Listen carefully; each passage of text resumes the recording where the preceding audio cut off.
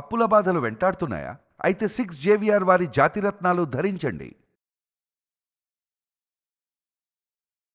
నమస్తే మేడం. నమస్తే. Madam, nerve weakness అనంగానే ఇది ఎవరిలో అయినా సరే సహజంగా చూస్తాము కొంచెం ఏజ్ పైబడిన తర్వాత. సో, బట్ వీళ్ళకేంటంటే ట్రీట్మెంట్ అనేది సరిగ్గా అందకనో, లేదు అంటే వీళ్ళు తీసుకునే జాగ్రత్తల్లోనో ప్రాబ్లమ్ వచ్చి అవి ఇంకా ఎక్కువగా హెవీగా అయిపోయే అవకాశాలు ఉన్నాయంటున్నారు. సో, ఇలాంటి వారికి ఆయుర్వేదిక్‌లో ఏ విధంగా దీన్ని తగ్గించుకునే అవకాశం ఉందంటారు? తప్పకుండా. ఏంటంటే నర్వ్ వీక్‌నెస్ ఇప్పుడు మనం ఎక్కువగా చూస్తే డయాబెటీస్‌లో ఉన్న వాళ్ళలో ఎక్కువ కనిపిస్తది. డయాబెటిక్ న్యూరోపతి అని. ఏంటంటే వాళ్ళకి షుగర్ లెవెల్స్ కంటిన్యూస్‌గా ఎక్కువ ఉండడం వల్ల ఇప్పుడు ప్రతి నర్వ్స్ అంటే ఇక్కడ నరాలకి మైలిన్ షీట్స్ అనేవి ఉంటాయి. అంటే వాటి ప్రొటెక్షన్ లేయర్ వాళ్ళ ఈ లేయర్ మైలిన్ షీట్ అని ఉంటుంది. అది ఏంటంటే ప్రతి నరానికి మధ్యన ఇన్ఫర్మేషన్ పాస్ చేయడానికి, సిగ్నల్స్ పాస్ చేయడానికి కూడా ఉపయోగపడుతుంది. సో అవి ఎప్పుడైతే అవి పాడవడం మొదలుపెట్టాయో అప్పుడు ఈ నర్వ్ వీక్నెస్ అని రావడం కానీ, అరికాలలో సూదులు గుచ్చినట్టు పొడుచుకోవడం కానీ, తిమ్మిరిగా అనిపించడం కానీ ఇవి ఎక్కువ చూస్తూ ఉంటాము. ఫస్ట్ ఇలాంటి కండిషన్స్లో అండ్ ఇంకోటి ఏంటంటే విటమిన్ డెఫిషియన్సీస్లో కూడా ఎక్కువ చూస్తాం. విటమిన్ B12 డెఫిషియన్సీస్ వీటిల్లో కూడా ఈ నరాల బలహీనత అనేది ఎక్కువ ఉంటుంది. ఈ డయాబెటిక్ న్యూరోపతిలో ఏంటంటే ఫస్ట్ షుగర్స్ని కంట్రోల్ చేసుకోవడం అనేది చాలా ఇంపార్టెంట్. సో ఆయుర్వేదిక్లో కూడా ఇప్పుడు మనం ఈ షుగర్ లెవెల్స్ని కంట్రోల్ చేస్తూ ఈ నర్వ్స్ని స్ట్రెంగ్తన్ చేయడానికి కొన్ని మెడిసిన్స్ లైక్ బలా అని కానీ, అశ్వగంధ అని కానీ ఇలా డిఫరెంట్ కండిషన్ని బట్టి ఏ బాడీకి ఏది సెట్ అవుతుంది, వాళ్ళు ఉన్న కండిషన్కి ఏ ఏ మెడిసిన్ రాస్తే బెటర్ అవుతుంది అనేది డిఫరెన్స్ ఉందన్నమాట.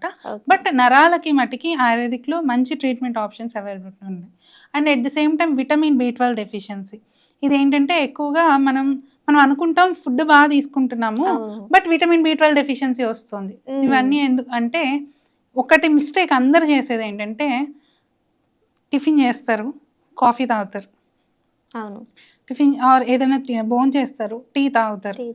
అప్పుడు ఏమవుతుందంటే మనకి ఈ ఫుడ్లో ఉన్న ఏదైతే విటమిన్స్ ఉన్నాయో ఈ కెఫెయిన్, వీటిల్లో ఉన్న కెఫెయిన్ ఇవన్నీ ఇంటరాక్ట్ అయ్యి మన బాడీకి అబ్జార్బ్ అవ్వకుండా చేస్తున్నాయి. సో కాబట్టి దానివల్ల కూడా డెఫిషియన్సీ రావడం వల్ల ఈ నరాల బలహీనతలు, విటమిన్ డెఫిషియన్సీస్ ఇవన్నీ ఎక్కువ అవుతున్నాయి అన్నమాట.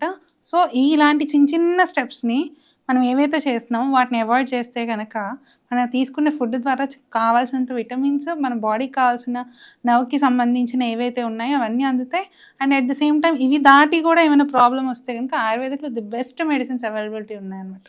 ఓకే మేడం, ఫుడ్ తిన్న తర్వాత టీ, కాఫీ అని అన్నారు. అలానే కొంతమంది ఫుడ్ తిన్న తర్వాత ఖచ్చితంగా ఎస్పెషల్లీ బిర్యానీ తిన్న తర్వాత కూల్ డ్రింక్ అనేది డెఫినెట్గా తీసుకుంటారు.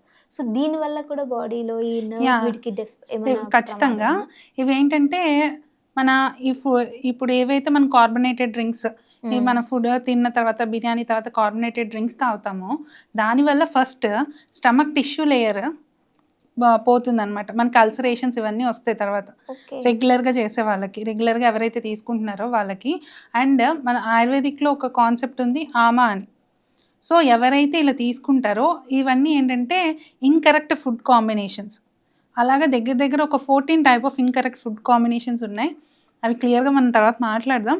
ఇప్పుడు మీరు చెప్పిన ఈ బిర్యానీ, కార్బొనేటెడ్ డ్రింక్స్ కలిపి తీసుకోవడం వల్ల ఆ ఫుడ్ కాంబినేషన్ వల్ల బాడీలో ఎక్కువ టాక్సిన్స్ ప్రొడ్యూస్ అయ్యి అది ఎవరికైతే పార్ట్స్ ప్రతి ఒక్కరిలో ఎలా ఉంటుందంటే కొన్ని బాడీ పార్ట్స్ వీక్ ఉంటాయి.